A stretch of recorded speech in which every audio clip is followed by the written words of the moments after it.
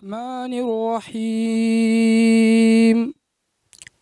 مالك يوم الدين إياك نعبد وإياك نستعين اهدنا الصراط المستقيم صراط الذين أنعمت عليهم غير المغضوب عليهم ولا الضالين.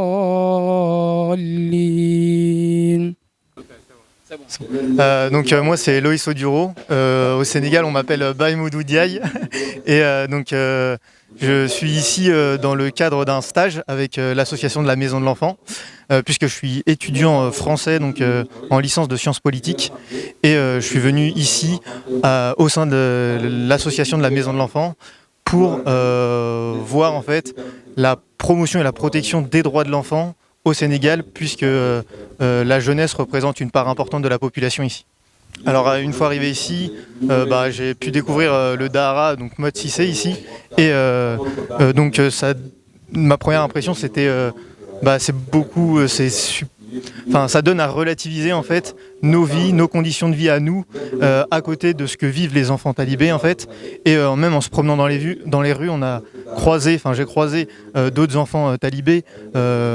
qui pratiquaient la mendicité par exemple. Et là on voit que c'est une population vulnérable qu'il faut absolument protéger. Et c'est pour ça que l'association de la Maison de l'Enfant intervient auprès de ces jeunes-là. Et c'est super important et un vrai combat à ces faibles conditions de vie qui se trouve au Dahara. Il faudrait en fait une application de politique publique concrète au sein même de la population, là, même un changement de mentalité au sein de la population avec des autorités responsables qui prendront en charge des enfants laissés de côté en fait, l'apparition des acteurs privés même pour aider ces enfants talibés avec des ONG, des associations et toujours une présence de l'État pour favoriser l'insertion dans la société des enfants qui sont laissés de côté comme ça. Voilà. Dans ce Dahara-là, du coup, il y a une autonomisation pour permettre aux enfants de vivre de la production en fait, agricole et même d'élevage. Et donc ça permet une bonne alternative pour améliorer les conditions de vie des enfants. Donc c'est une solution qui me paraît plutôt concrète et importante. Alors ça fait une semaine que je suis au Sénégal, mon stage il se passe à la perfection, c'est super, il y a du monde pour m'accueillir et je les remercie. Et puis du coup je voulais remercier l'association de la Maison de l'Enfant de m'accueillir comme ça, le Dahara même ici, et remercier même tout le monde qui est bienveillant avec moi autour de moi, et c'est super, voilà, merci. Effectivement, c'est vraiment avec une grande joie que nous sommes là aujourd'hui dans le cadre de notre collaboration avec l'association La Maison de l'Enfant. Aujourd'hui, c'est un jour spécial pour nous parce qu'il s'agit en fait de témoigner ou bien d'assister à des enfants talibés qui ont mémorisé le Saint-Coran. Donc aujourd'hui, c'est un jour spécial. C'est un jour de joie, de remerciement que nous faisons à l'endroit, en tout cas, de l'association La Maison de l'Enfant qui nous a permis d'assister à un tel événement. L'objectif, en tout cas, de notre collaboration avec la Maison de l'Enfant en tant que service de l'État, notamment l'AEMO de Mbour, c'est de concourir, en tout cas, à tout ce qui peut permettre aux enfants d'étudier dans de bonnes conditions dans les Dahara, dans le respect de leur dignité, dans le respect de leurs droits. Donc aujourd'hui, c'est un jour qui vient couronner, en tout cas, un ensemble d'efforts qui ont été consentis aussi bien par le maître coranique Serigne Mohamed Cissé, l'association La Maison de l'Enfant, mais également tous les acteurs qui gravitent autour de la protection de l'enfant dans le département. Donc grâce aujourd'hui aux efforts conjugués des différents acteurs, nous avons assisté à un couronnement aujourd'hui, à savoir 2 enfants talibés issus de ce Dahara même qui ont mémorisé parfaitement le Saint-Coran. Aujourd'hui, c'est un jour de fête, mais également c'est un jour où nous profitons en tout cas de l'occasion pour renouveler nos remerciements à l'endroit d'une dame, la Marie-Odile Mbeng, qui nous a appuyés, qui nous a permis d'avoir cette chance d'assister à un tel événement. La collaboration avec la Maison de l'Enfant est pour l'AMO une opportunité, en tout cas, à chaque fois que de besoin, de mener des actions concrètes en faveur de la protection des enfants. L'objectif visé, c'est d'éradiquer la mendicité à long terme. Nous l'avons commencé avec un dara aujourd'hui, à savoir le dara de Seigneur Mor Cissé, où nous avons réussi, en tout cas, à éradiquer la mendicité des enfants, ce qui leur permet de maîtriser plus rapidement le Coran, de maîtriser plus rapidement les apprentissages. Et ça participe en tout cas aujourd'hui dans un processus d'autonomisation des Dara avec l'association La Maison de l'Enfant, à travers le staff de la Maison de l'Enfant qui est là, qui participe de jour comme de nuit à améliorer les conditions d'apprentissage des enfants dans les Dara. Donc je pense que nous avons aujourd'hui réussi un pari, c'est-à-dire le fait d'éradiquer la mendicité dans un Dara, et nous comptons avec la Maison de l'Enfant, avec les autres acteurs qui seraient intéressés à aller en tout cas vers d'autres Dara pour élargir nos actions et à terme essayer d'éradiquer la mendicité des enfants dans le département de Mbour. waaw noo ngi nuyu ñëpp et puis ñëpp a ngi lay ñaanal foo toll di wax amin parce que xol yëpp sedd nañu parce que lu ñëpp wax dëgg la loolu la bukki wax sa taxawaay ci daara yi njàng mu nekk day am examen tey je pense que résultat yaa ngi nii waaw parce que tey kilifa gi fi toog nga indi ko muy Babali di directeur AIMO si kanamu El Hadj avoué kontaan na wax nan ko sa taxawaay jot na gis waaye jot nan ko wax li nga xam ni et weesu na te gis na ni firnde yaa ngi nii na autorail moom ku ko jëlul ci gaar bi boo ko jëlee ci alt doo xam li xew grande gare donc ça a été dit vraiment soo gisee taxawaay bi tey rafet parce que démb rafet parce que lépp mi ngi doore ci ndongoom bu dawoon Ali ñëpp xamoon na ni xaleel place am du mbedd et que nekkoon ci situation yu doy waar yu yu grave donc qui faisait que bi ko kër xale yi jëlee ba récupérer que teg ko ci condition moom mënoon na ñëw am yeneen altitude mais il avait coopéré xam ni vraiment kër xale yi li ñuy wër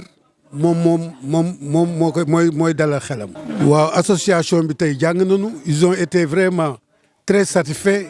aujourd'hui avec le directeur de AIMO di Babali donc il les a expliqué présence su li mu nekk ak li muy liggéey et que même wax naa leen ko ni leen tey kii bu ngeen ko bëggoon gis da ngeen di rang wala ngeen jaaree ko ci secrétaire di toog di am ay rendez-vous mais grâce à Marie-Odile Mbeng vous l'avez eu comme ça bon mu toog à votre oui ndax lan ndax sigil daara tey kër xale yee leen ñor ak xale yi rek leen ñor et fexe ba xaleel dootul taxawaalu fexe ba xaleel jëlaat sa place dans la société et que loolu mooy noppal AIMO te AIMO aussi loolu lay xeex pour xale buy taxawaalu fekk na ci kër xale yi donc qui fait que tey bu gisee tey Moussa qui a fait 4 mois à la mer nekk ci rivage bi aujourd'hui quand tu le vois tu as envie vraiment de l'embrasser tellement qu'il est dans de très bonnes conditions boole kaak on l'a appris les bonnes manières deuxièmement il fait son BFM cette année donc soo xoolee début ak fii nga xam ni vraiment y a eu vraiment un parcours important bu kër xale yi taxawee mi ngi mel na tey boo jàngoon tey ba am sa licence wala am sa doctorat yaa ngi def sa thèse aujourd'hui xale bi foofu la toll donc grâce à kër xale yi gunge nañ leen ba sëriñu daara yi mën a toog ba mën a am une conscience tranquille ba mën a jàngale boo xam ne tey moo jël résultat yi c'est à cause de kër xale yi parce que vu la distance toujours dañuy ñëw ak oto rien que c'est un peu distancé mais malgré tout ça kër xale yi gisul loolu lu mu war a gis mooy fexe ba xale yi tey stade bi xale bi nekk bay wàcc loolu lañ doon moo doon seen rêve et aujourd'hui ils l'ont réussi waaw. li may tàggatoo El Hadj di kontaan rek une équipe qui gagne on la change pas waaw di kontaan ci taxawaay bii ngeen taxawaay y avait un travail d'équipe et que grâce à Marie-Odile on est arrivé à ce point comme j'ai toujours dit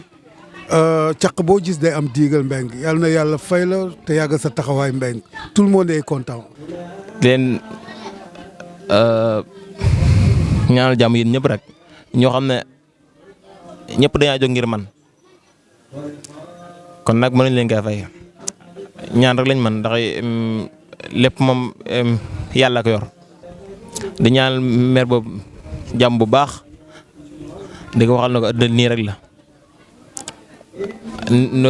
mu ñu taxawoo nii de ñu ngi ñaan yàlla na ko yàlla taxawoo aljana ci barke alxuraani karim.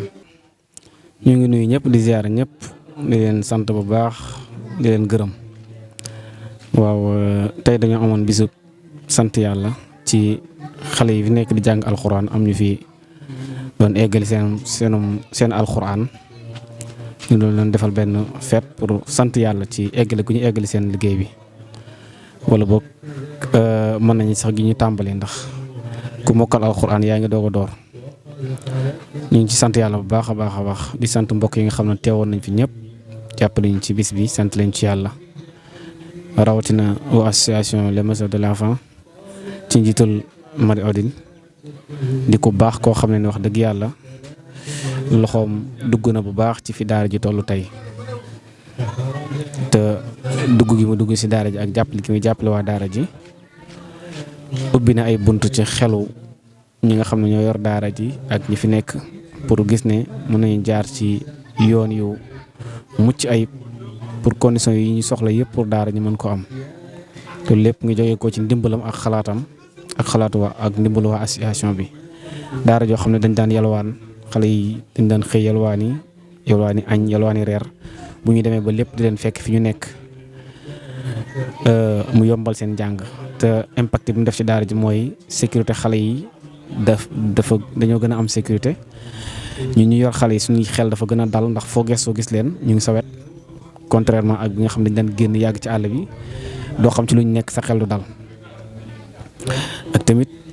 impact bi mu def mooy seen jàng gën a gaaw ndax bu ñu nekk ci daara ji demuñu fenn seen temps jàng gën a yokku ñi ci am fulla sax bu ñu wàccee demuñu fenn sax ñu jël seen téere jàng loolu dafa yokku gaawaayu jàng xale yi bu baax a baax a baax.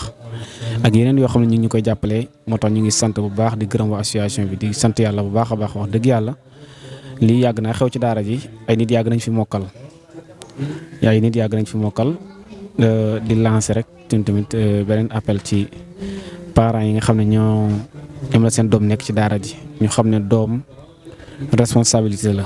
suñu borom dalay laaj li ma la dénkoon noo ko yoree woon bu génnee say loxo nga dekk ci nañ loxo. non seulement sa ndigal la fa war a génnee sa ndigal la war a tàbbi ci yeneen loxo waaye warul tax nga bàyyi ko ndax da nga war a wéy di ko surveiller di ko toppatoo bu baax ba xam mu ngi dund ba xam mu ngi lekk ba xam mu ngi naan ba xam mu ngi ànd ak wér-gu-yaramam yëpp waajur yi nañ ci bàyyi xel bu baax ngeen moytoo jox seen doom yi sëriñ daara yi seetaan leen mooy jur yenn sëriñ daara yu xaw a sàggani wala ñu xam ne dañoo xaw a doy waar di jëriñoo xool xale yi di sonal xale yi ba ñuy ci yenn yi ndax xale boo xam ne dañ la kaa jox nga war koo dundal war koo odd bu feebaree nga war a faj ba pare mu yalwaan yi te loolu nga yaakaar ci yalwaan yi day dem ba mujj yalwaan mooy doon priorité ci moom te loolu lépp càggante gi nga xam ne parents yi ñu ngi koy sàggan ci seen doom moo koy jur. beneen bi mooy di ñaan tamit état bi mu taxaw boo dimbale daara le 20 bi passé dañ ne moo nekkoon journée nationale di taalibe ñu yëg ne journée nationale di taalibe ci le 20 bi passé état beeg maanaam ba passé ñoom dafa mel ni yëguñu ne sax journée bii dañ ko jagleeloon taalibe yi daanaka kon tiitaange lay tàbbal suñu xol ñu ne ñoom est-ce que kon ñu ngi bàyyi xel kon sëñ daara yëpp ñu leen di woo ci ñu takkatoo nekk benn liggéey ngir daara jëm kanam liggéey ngir daara méngoog jamono surtout parce que lu ci am solo la. bu ko defee ñi yor réew mi ñu xam ne ñun ci njaboot gi lañ bokk ñu bàyyi ñu xel waaye nag wax dëgg yàlla bu ñu nekkee suñu càggante continuer ci ñu yor réew mi ñu jàpp ne ñun bokkuñ ci réew mi seen diggante la nekk ñoom politiciens yi ak ñoom jànkati nasaraan yi ñu ber ñi coono yu ñu toggoo du mos a doj du mos a dëñ duñ fi jógee mukk dañ ci bàyyi xel bu baax a baax di wax ñi nga xam ne ñoo yor réew mi ne njaboot gii ci lañ bokk taalibe yi ci lañ bokk ñi nga xam ne noonu la ñuy jëlee bitse jëmale ko ci njàngum nasaraan mi fa ñuy jàngee ñi leen di jàngal ak jumtukaay yi ñuy jàngee yëpp ñu di ko def ñu warlu ko nañu xam ne tamit noonu la waree ci ñeneen ñi tànn jàngum alquran mi comme que yoon may na leen ñu tànn ko jàng ko. Ousmane Diouf waaye fi ñu nekk fii moo nekk ci toolu daara ji nga xamante ne moom la ñuy accompagner pour xale yi man am si lu ñuy yëngatu mën a jàppale seen bopp ci wàllu social. Projet bi mooy actuellement def nañ toolu naana bi farci ak mante ak ordinaire espace bi si des incha allah fas yéen nañ ci des concombre ak aubergine bu yàlla defee yooyu antu ñu doog a entamé beneen tool bi nekk ci wetu kër ga fële. voilà bitu tool bi mooy lépp loo nga xamante ne mbéy nañ ko fi buñ ko jaayee mu dellu ci biir daara ji. waaw loolu doon action sociale ba nga xamante ne ndimbalu daara ji seen volonté da ciy bokk ndax moo leen di may ëllëg si biir li xale yi waroon a def di toog duñ def dara ñu am si lu ñu yëngatu di leen permettre ëllëg si biir buñ jógee fii nii dem fu ñu mënti dem mën nañ bayal seen bopp jariñ seen bopp. loolu muy bitu association bi vraiment muy ñun ñu ñëw en tant que assistant. di si jàpp am si kontante lool parce que tey àdduna lem dimbalante la non loolu nag ci xayma mën naa parce que du question 1 tonne ba 2 tonnes parce que concombre ak aubergine semaine ngay récolter soo récolter semaine bi mën nga toogaat comme nga par exemple semaine bi nga récolter 2 cassettes beneen semaine bi mën naa ñëw nga récolter 2 cassettes mais mu ngi dépendre si environnement bi concernant tool bi. concombre bu nga xam nekk mu ngi nekk bonne santé amul benn lu rupture parce que en plus début bi lay gën a meññ waaw loo gën a dem aussi meññeef bi day gën a wàññeeku. mais lu mu néew daal bu amee bon environnement mën na jël 2 mois maximum concombre bi mais aubergine bi moom mën na dem ba 5 ou 6 mois même bu fekkee am na santé bu doy daal. non pas mbéy mi rek parce que mais tool bi moom mbéy mi rek moo fi nekk gum pour l'instant